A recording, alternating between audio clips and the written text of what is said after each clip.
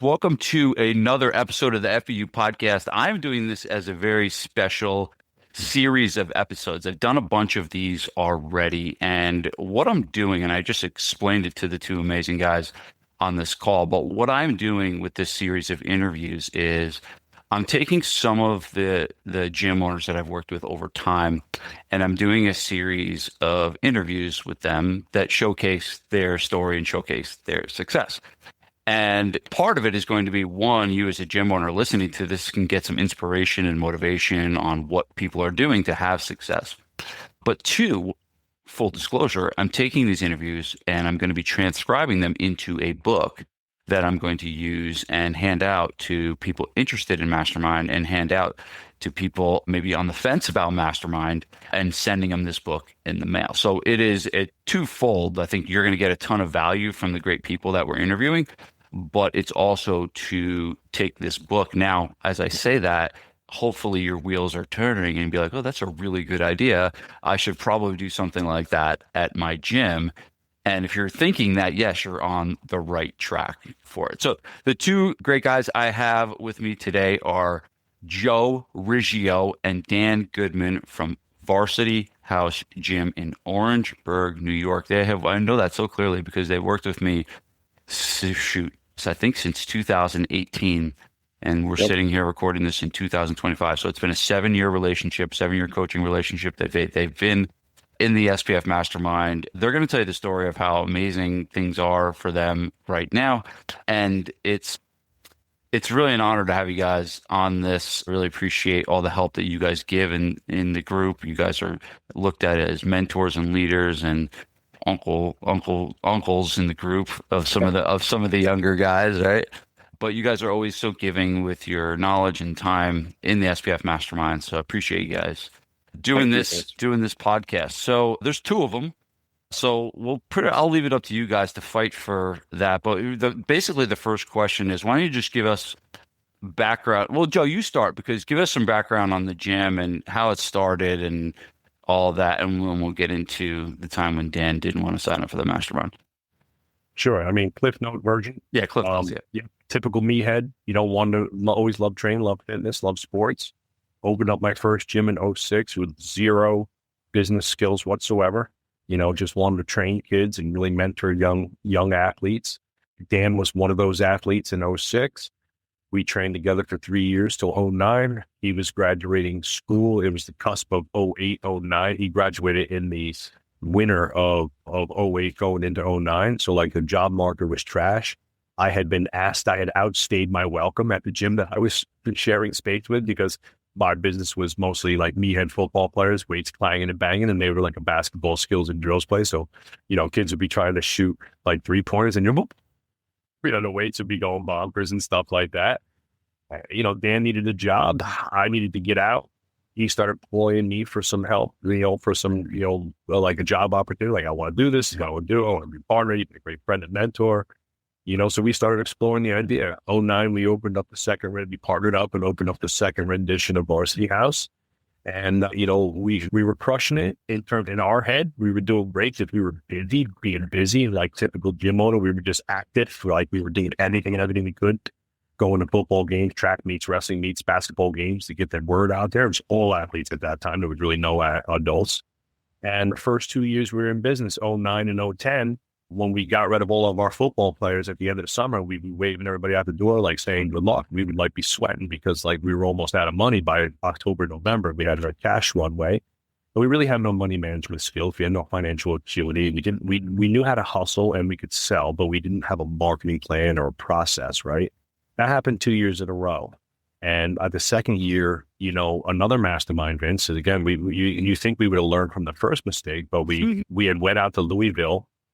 I put there was a few thousand, $6,000. It was like $4,000 or $5,000 to fly to Louisville. We went to a Pat Rigsby summit, a sales summit with Pat Rigsby. Great guy.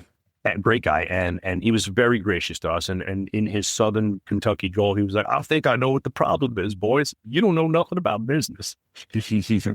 And he's like, maybe for every trading book you read, you should read a couple business books. Right? Wait, do you think? And so, kind of like the moment we had at CEO with you, where people thought we were going to we were going to break up and leave with our tail between our legs. We were actually super relieved on the flight home because for the first time, we had an 80 point, we had some clarity as to what we need to work on. So fast forward a few years, all intents and purposes, we crush it. We're busy. We're doing our thing. We start training adults. I started a 6-week transformation program. I just crushed it for us. And we get to about 2014, 2015. We open up our brand new facility, which is the one and you've been to our headquarters now, right? Which is a big 20,000 square foot facility. We did not have the business acumen to scale that fast to that big of a facility with that many employees, without really top-notch money management skills and a real lockdown marketing plan. And we hired Ryan Lee, paid him $10,000 for the day to come in and help us change the pricing model. But something was still missing. And we fast forward a few more years. It's 2017 going into 2018. The fall was when I saw an ad that summer for one of your 2-day summits. And I said, you know what, I'm going to join this mastermind group or I'm going to go to this summit, right? And that was only a couple $100, I think, for that summit. And I remember being at TJ, my other gym bromance, right, was there. Who's literally become one of my absolute best friends. And we were like, oh, you want to join this thing? We want to do this thing. And Dan was adverse to it just because we didn't really have the money. And it was like, maybe, why didn't Dan go? So basically Joe's talking about a seminar I had many years ago. And why didn't Dan go? Why'd you go by yourself? You guys were business partners. Yeah, I don't know. I think it was the money, honestly. I think he was working. And I left him, it was a weekend. So back then we were open 7 days a week. So some work. So I went to this thing. And then when I told him, hey man, I think this guy can help. He's got some really great points. He's a local guy. Part of the reason why I joined with you is because, I don't know, I saw a lot of us in you because you're a Jersey guy. So you knew all the Jersey slang, you knew all the Jersey people. Even though me and you had not known each other prior to this, it seemed like we knew all the same people. Yeah. And come through a lot of the same circles. And I knew that if I had a problem and from your mouth to my ears, you were like, hey man, you're right up the parkway. If you ever have an issue, you come down here, shadow the gym, stuff like that. So I was like, that made a big difference to me because I didn't want to hire, again, the reason why I didn't stick with Pat was because he only works out of Louisville now. It's I can't be flying back and forth to Louisville, 10 times a year. Right. So, and there's no direct flights to Louisville. So that's a shit show getting there. I put the money on my credit card, my personal credit card for myself. And then obviously I came forward with a pile of marketing ideas, blueprints, and plans, and the inception of changing to small group. We immediately started changing the model to small group personal training and started making money. And that's when, kind of the light bulb went off after I was in it for a year. Dan joined when you came into CEO and when you allowed, when you opened the CEO mastermind and it was gyms, partners could come. I was like, dude, you have to do this. I know it's a lot more money, but we're really starting to get some traction here. And the realization and part of your teaching and being around and acting with the people that were in that mastermind at that time, I see there was a few other key players in there as well that I had become friendly with. The underlying tone of it is that the skills and the mindset that got you to 500K, $1 million won't get you to 2, 3, 5. It's just not going to happen. And, you know what you know. There was a lot of things that Dan and I didn't know. We were great coaches. You had lots of hustle, tons of passion. They had all the intangibles that we needed. We just didn't have a lot of direction. And, your group, specifically some of the things that you do, I think your superpower, Vince, is really just keeping people on I always think of those fidelity commercials, just follow the path, a little green path. You know what I'm saying? You know what I'm talking about? Those financial commercials, right? Where it's just follow the path, right? You do a great job of laying out a path. And when we're in our meetings together, especially our CEO meetings, it is directing those meetings in a way that keep the conversation moving forward for each business. And that's really helped us stay focused on our goals, get really granular on what we need to work on and stay on that and not get distracted. I mean, you've called us out. How many times have you called us out in the last 7 years? Like, guys, is this just shiny object syndrome? Or are we chasing our tails here? Or do we just want to make money doing things? And you kind of rope us back in a lot. What was I want to get to the second problem because Dan, I know you explained that really well. But Joe, when you went to go back to that first, when you went to the 2-day mentorship, what was the struggle and the challenge in the business at that point? Pricing and marketing. Pricing and marketing. Okay. And then what were the things that happened so you joined the mastermind. Yep. I know you gave me a great testimonial too about the holiday card system. Like I know you took Yep. one of the things that did really well. What were Yep. the things that started to happen, or what are the things you did that started to realize like, all right, this mastermind thing that we joined is working. It's helping us. I needed I needed tactics, right? So like I was, again, a lot for all the gym owners listening to this, when you're in it and you're working feverishly, and a lot of the people, again, like, that I meet in your group, they have families, they have kids, right? And you're doing 30, 40, 50 sessions a week. It's very difficult to be creative. So I had not created a one-way for myself, like we talk about now, like creative time, clarity time, headspace time, right? And like, now when I look at my schedule, I would like laugh at the current, like the old Joe would laugh at the new Joe and be like, dude, what are you, cupcake for God's sakes? What is this crap? Like free time, free thinking time. What is that garbage, right? But we know that in that free thinking time, I might come up with an email or an idea that makes the business, freaking $1 million. But Yeah. I didn't have any of that. So I was in it. So it's very difficult to be creative. What the one thing was, I had gotten fed like a booklet of ideas. So I was like, oh shit, here's a ton of stuff that I didn't know. And then two, just awareness of the pricing structure. One thing that Ryan Lee did was he told us our pricing structure was garbage, right? And we already knew that we were having trouble because we had 200 and something members paying $150 a month. And he said, look, how much you guys want to make? At the time, it was like, I think we want to make personally like 250 grand a year each or something like that. And he was like, all right, well, if that's 25% profit in a business like this, you need like $2 million a year in this gym. And that means you're going to have like 1,000 clients paying this money. I'm like, oh shit, we didn't even think, didn't realize resonate. So after seeing you lay out the small group model and how you were charging, 400 plus a month for this, I was like, damn, we could do that. Like we're already doing that. Our classes were already like world-class strength and conditioning classes. We were just giving away too much, right? And we weren't charging enough for it. So the first phase for you guys was marketing ideas, pricing structure, and then model shift, right? Shifting from a different model, right? So that was kind of the first phase in what you got from us, right? But then the second phase came, and I'm going to let Dan chime in here. The second phase came when you guys joined CEO Mastermind, and you guys had done well, and and again, you guys, full disclosure, and I want to say this to everyone listening, they were close to $1 million business before they joined. So I'm not taking credit for all of their success. Like these guys are heavy hitters. They're doing really good work. They're helping other gyms right now in their business of strength program. So I don't want to take like these guys. I did not ask them for a testimonial for my new book, which is gyms doing 0 to 25K. I didn't ask them because they were already well beyond that. Right. But they're still, even at close to 7 figures, they were still struggling with the marketing side. They were still struggling with the model side. And we were able to help them improve that and make that better. And what last thing I want to say though, Mertz, is that we were there, we were at that lump number. But if you remember our first meeting, our payroll was like 57% of our revenue. And Dan and I were both working 6 days a week, 40 sessions a week. We were crushing ourselves in that model, and there was no escaping. So something had to give. Yeah. Yep.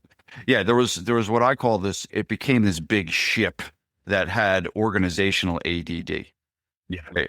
And great analogy. Yeah. And part of that was the thing we're going to get into with Dan right here. So Dan, tell the story of the first, the SPF famous CEO hot seat story of you and Joe. That was great. I mean, when I just started introing you, but it's the truth. When you asked me to intro you, I was like, well, there's no better way than to tell the truth and tell the story. And when Joe came down to that event throughout the weekend, he's like, I'm signing up for this thing with this guy Vince and whatever. And obviously, we know the story. He ended up signing up, but I was totally against it. And he went against what I wanted him to do. And like any good business partner, he did exactly what I would not to do, and he signed up for the mastermind anyway.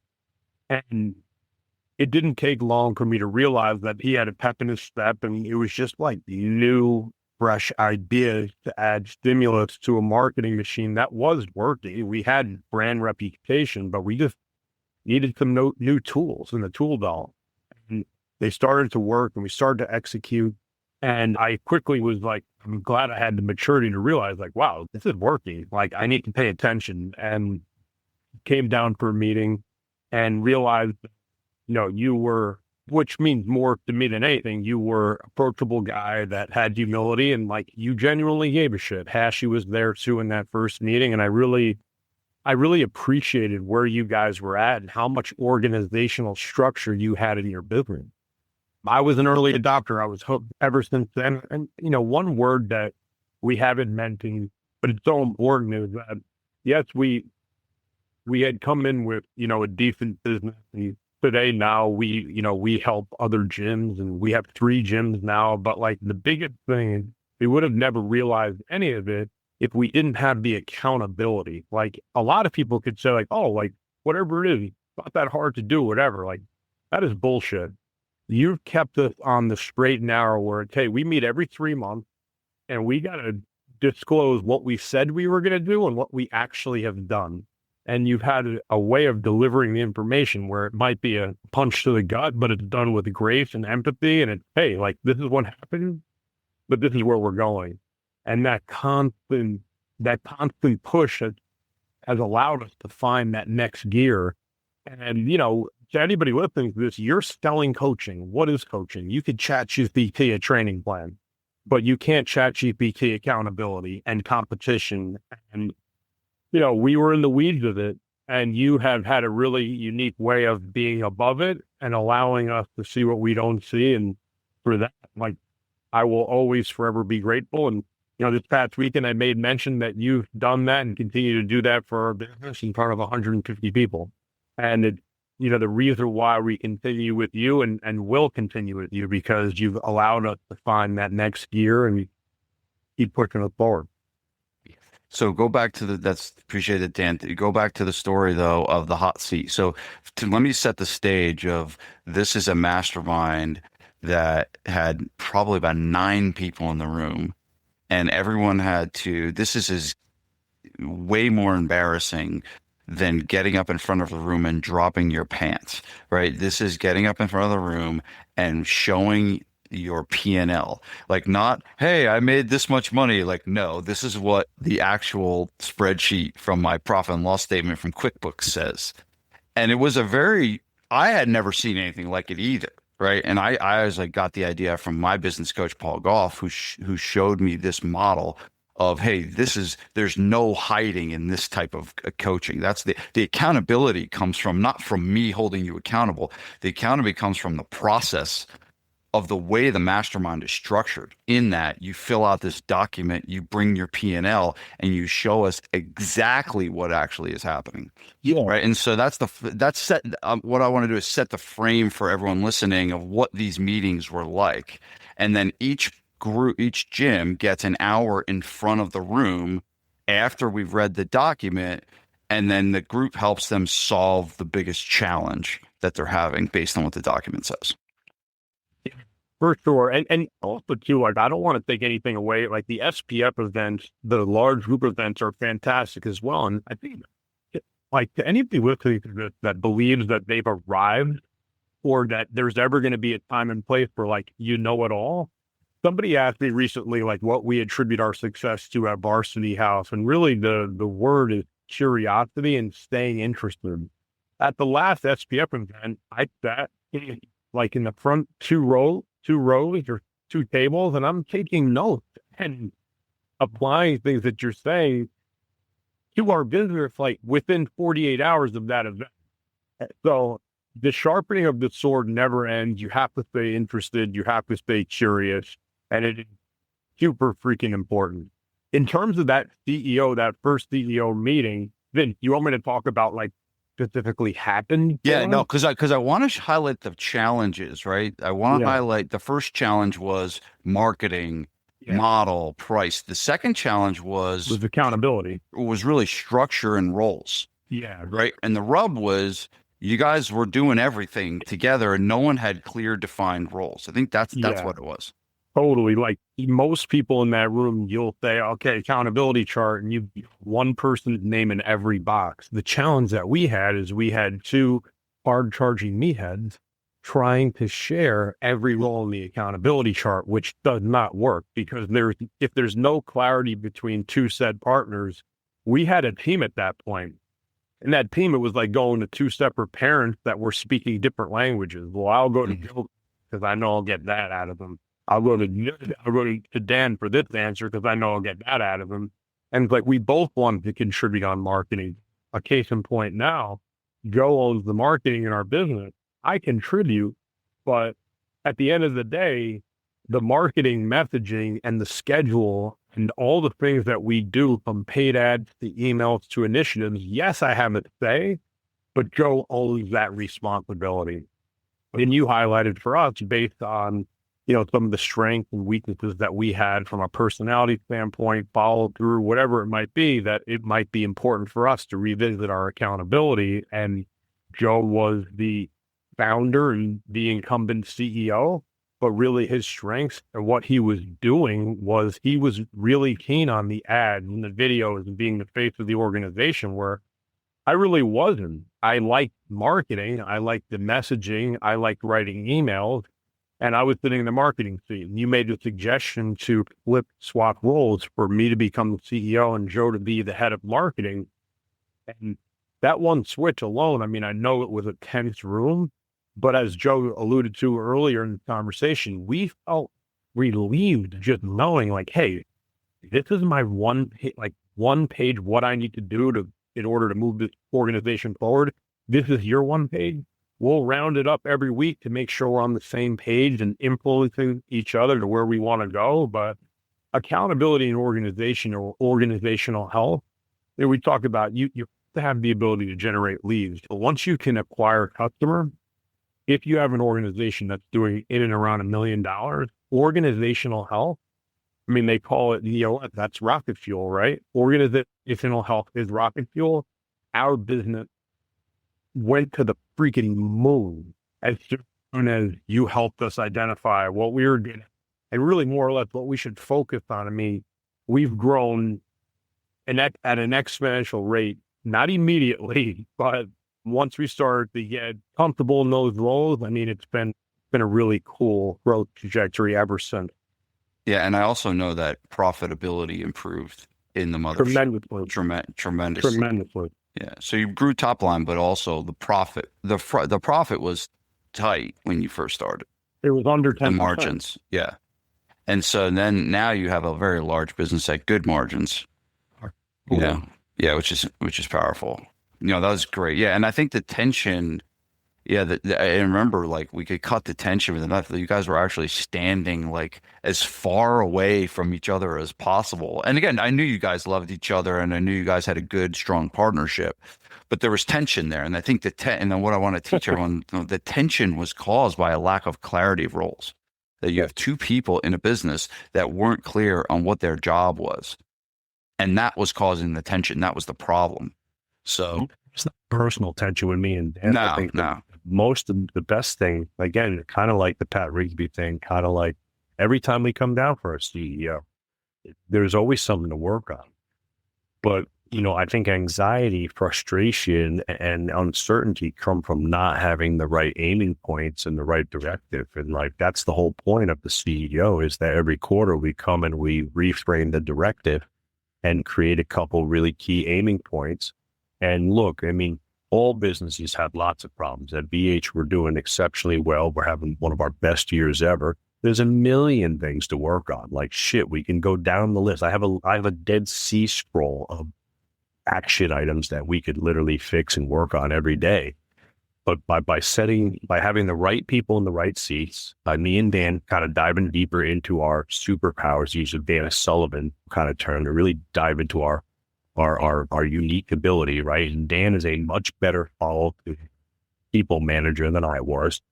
I enjoy the creative. You know me, I've got a big personality. I love being in front of the camera, speaking to people, going out and doing business, going out and making new relationships, going out in the community and doing all that stuff. I love doing the marketing. I have a very creative, quick start brain.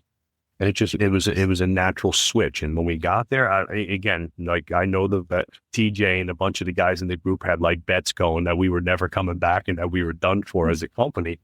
But honestly, Dan and I were literally like high-fiving and fist bumping the whole way up the turnpike because we finally had some clarity. I mean, you knew what was wrong. And we had the maturity. I've never been as big of a personality as I could be sometimes. I've never really had a huge ego with Dan or the people within my organization. I think if I can look back at what I've done right or a few things. I've always been fair at getting everybody their just due an opportunity. And, if Adam was doing a better job than me at the training and programming and internship, shit, man, you take over. Mike was the head director of training, that was Mike's focus. He loved it, breathed it, hated it, and slept it. And he was doing a better job than me. Take that thing and run, right? And, you've heard me say it many times, Dan is a way better CEO than I was, and he keeps me in check and does a better job managing our team than I did. And I think that I'm doing a better job with the tools that we have today of the marketing seat, because I have that's my main focus. So it's been great for us as a business wise. And again, every quarter we come down, we hit those 3 to 5 aiming points, according to EOS, those rocks. And you don't have to be a rocket scientist to know that if you identify, 2 to 5 really key items in your business every quarter and actually fix them and do the thing, at the end of a couple of years, you're going to have some serious traction, some serious growth. Yeah. No, so it really is cool to see the trajectory of the first phase and the first problems and then the second problems as the business grew. And you guys have done really well. I want to shine the light on, I want you guys to gloat a little bit now, on where the business is today. So we kind of identified where it wasn't profitable, strong revenue, but a lot of lack of clarity in the roles, tough, like getting the marketing going. And today, I see you guys every quarter and there's a lot happening. There's a lot of good stuff happening. You got good long-term staff. Just give us, either one of you, paint us a picture of where the business is today. Well, I'll let Dan handle from the finance, but I'll give you one other problem that we had. And that was when we decided to scale. And again, I was a little bit hesitant because Vince, I knew you had the business chops and I knew that you're a super sharp guy on the business side and you surround yourself with other world-class business people. The Mike Woldgens of the world, who's helped us tremendously, the Joe Hashies, who's I don't know if his business suggestions or his chop busting keeps us in line more, because I don't want to show up to a CEO and not having done what we said we were going to do or not being improved, because I don't feel like listening to his bullshit for hours. But when Dan and I decided to scale to multiple locations, the group was instrumental because there was so much more to learn. And it's like, you think that getting the roles right and running one really great, 7+ figures job was hard.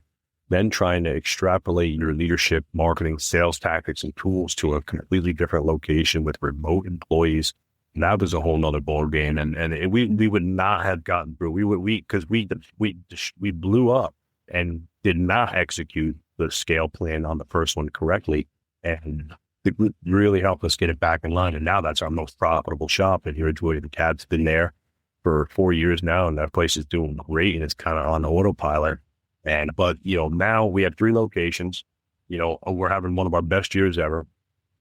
Our second location, to use some of their tactics, tools, and ideas we got from the group. And again, Vince leads the charge, but there's some other heavy hitters in there. Like again, I think Dan and I have been very good at immersing ourselves in the group and making friends with a lot of people, with both the SPF and the CEO, and really extrapolating a lot of great ideas from people. There's some heavy hitters in the group, and like Devin being one of them, TJ, right, who become close personal friends of ours, maybe guys who already had multiple locations or were staring to multiple locations. So now, we're going to we're probably going to open a couple more gyms. We have the plan. Our original plan was to do 5 satellites and have our HQ.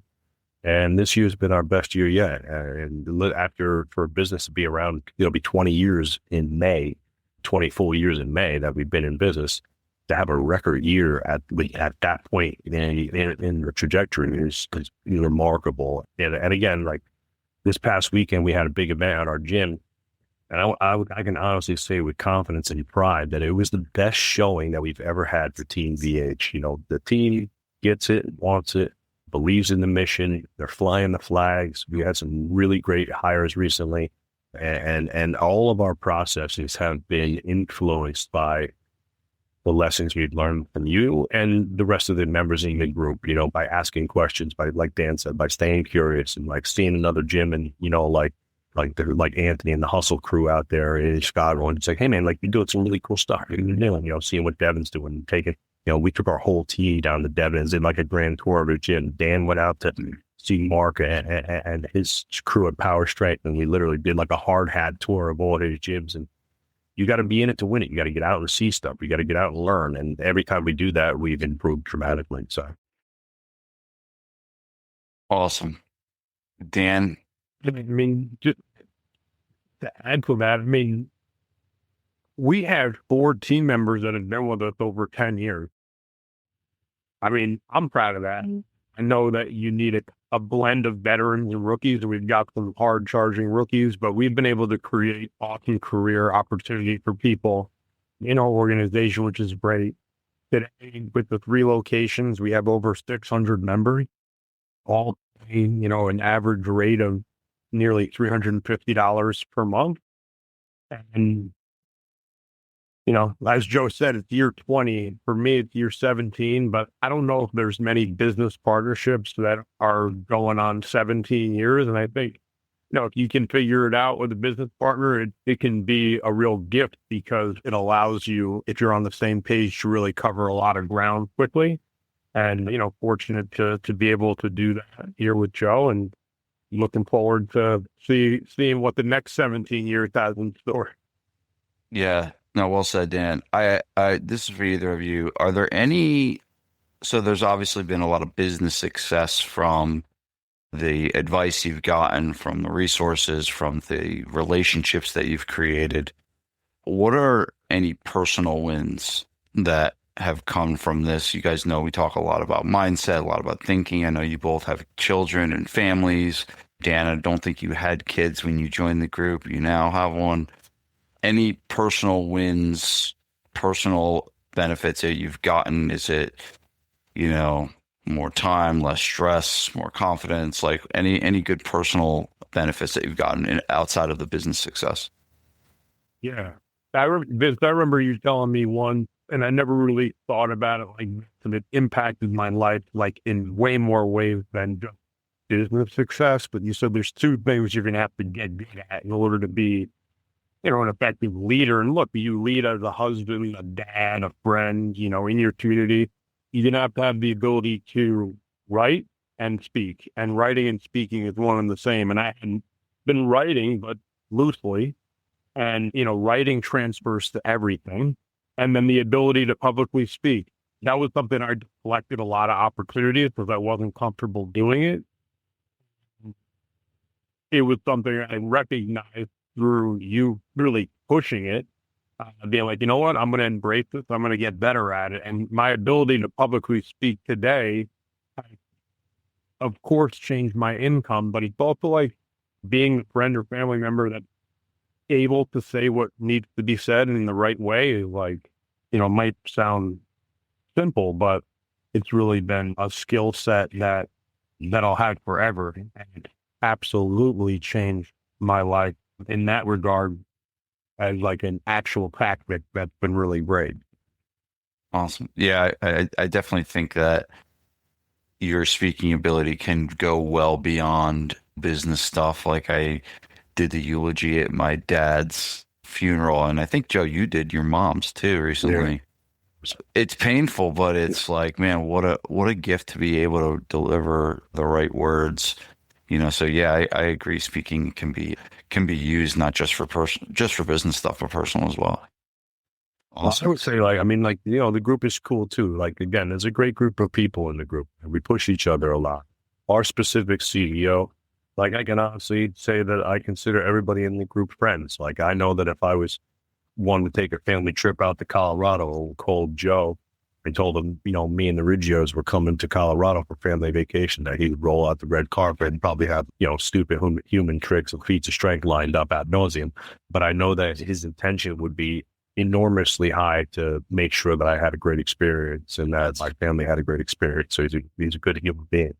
Obviously, we talk a lot about TJ and Devin. They're literally like, we call them, our meathead brotherhood. Like, we have a special bond with those guys. I learned a ton from them.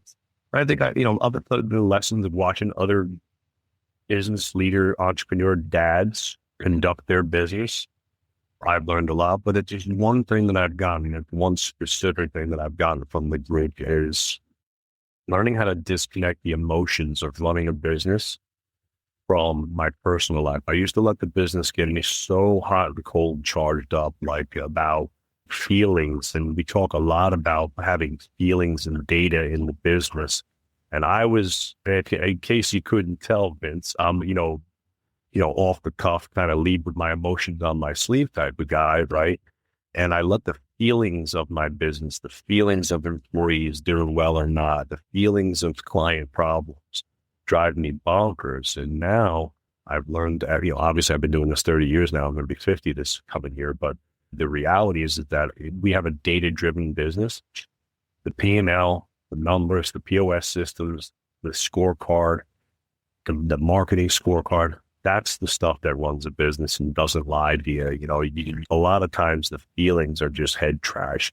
And I used to have a lot of head trash, and being in a group of other gym owners who are going through the same problems and seeing exactly the same situations that we did, it started to normalize it to the point where I was like, oh, this is what everybody's going through. It's not just me driving myself crazy. If we're having a hiring issue or an employee development issue, let me look at the data, let me look at the processes, let me look at the systems and fix those things. And then I don't have to drive myself crazy. So everything's really just become data and systems driven now. And when you have that, life is a lot more peaceful, right? My weekends are a lot more peaceful. My personal life is a lot more calm, and I can be more present with my wife and my kids. So that's pretty big to me personally. Can you explain for people listening, because you use that term pretty easily, of what head trash actually is? Look, there isn't an entrepreneur on planet Earth in any business, especially the gym business, which I feel like is a unique business because most people get into fitness because of some type of passion for sports, helping other people. Maybe they had their own fitness journey that really changed their lives. Mine was a combination of everything. You guys have heard my story, my father passing away young, things like that, mom having a heart attack, growing up with a dad really wanted me to be a mentor to young kids and things like that. So part of it was a passion. So it's easy when you have I think a lack of confidence in certain areas where I was good at training, but I really didn't have a lot of confidence in myself on the business side. You start building up head trash about the negative thoughts about can I, am I, things like that, right? Instead of I can, I will, I have those positive affirmations. And it was clients don't want to buy this, nobody's going to want to hear me speak in public, my marketing sucks, right? All that kind of negative self-talk. And again, when you get around in a room full of people who have felt forward as many times as you have, right? You start to, like I said, you start to kind of normalize it, and you realize, I'm in the room thinking my marketing sucks, and then I'm talking to Devin and TJ, dude, I just did this campaign, it completely blew, went flat, I didn't sign up one person. Oh shit, all right, good. I'm not the only asshole in here, right? And so you would just realize that we're all taking swings for the fences. We're all trying to win every day. We're all trying to do things. And kind of like in the immortal words of Teddy Roosevelt, right? The man in the arena, if you're not trying, you're not succeed, right? And it's, better to try and fail and fall on your face and be able to get up and dust yourself off. And I think you've curated a really great group in that CEO one group, right? And I know a lot of the guys at CEO too, they're fantastic human beings as well, but I think you see in our group specifically, you got some hard ass mother efforts in there who have fallen on their faces multiple times and just continue to get up and move forward. And a lot of it is, and a lot of the reason why we stay is because, again, we know that the four of us, especially and AB at number 5, are going to show up every quarter. And I want to kick those dudes' asses. And I want to win.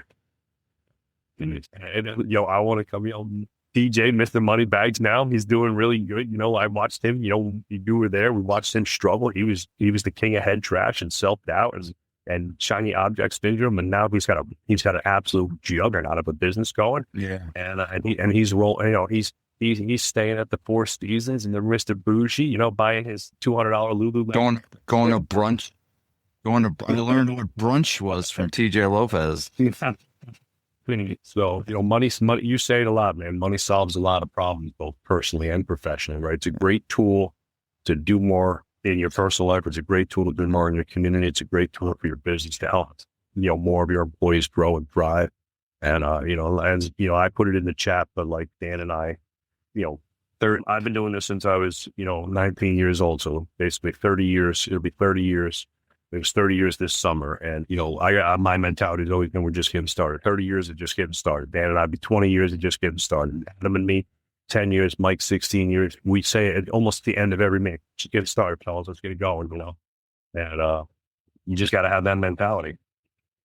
Awesome. Well, guys, great job as always. I appreciate the time. Love hearing the good war stories from back in the day. Give me some nostalgia thinking back that first CEO meeting. Way back in the day. You guys have come a really long way, and I know you guys are doing this for other gyms as well. And we've been able, and I think that's a cool thing, is like we've been able to coexist in the same space for a long time, and haven't been able to still maintain a really good positive. And I think that sounds true for the two of you. I think that your next book should be how to create a great business partnership and how to make that work. Me as a failure of two of them so far, definitely some insights there of what you guys could teach, on how to create a real good business partnership. You guys have done. I've seen a lot go under. I've had 2 failures under my belt, but you guys have hit the note on a strong business partnership. Maybe you could write it forward, being there for the accountability shakeout. For sure. Yeah. Vince, you got to give credit where credit is due. I always appreciate you being open, honest, and transparent with us. You giving us a platform to speak at events. You introduced us to, countless number of people that help grow our business outside of your mastermind, personal friends. Like you said, like Mike Wolgen, your accountants, other digital agencies and things like that. Regardless of now or then or 20 years from now, I will always consider you a friend and mentor and respect the shit out of you for what you've given back, not only to us, but the industry as a whole. Like, there is very few people that are putting as much energy and attention and positivity back into the community of strength. So you're one of the best for a reason. Appreciate it, guys. I know you guys have an empire to run, so get back at it. I'm sure you guys got some emails to write. 6WT closing party tonight. There you go. Get after it. You're teaching it? Oh, everyone for 15 years now. Wow, good for you. Good for you. All right, guys. Thank you so much. Thank you so much, Vince. Yep, appreciate you guys. Later. See you, man. See you later.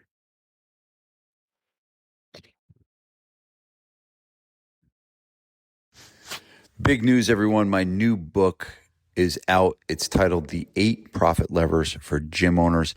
This is the cash surge system that takes struggling gyms that are going from 0 to 25K per month to 25 to 50K per month. So if that is you and you're looking for the 8 things that you need to do to get your business to the next level, definitely get a copy of this book.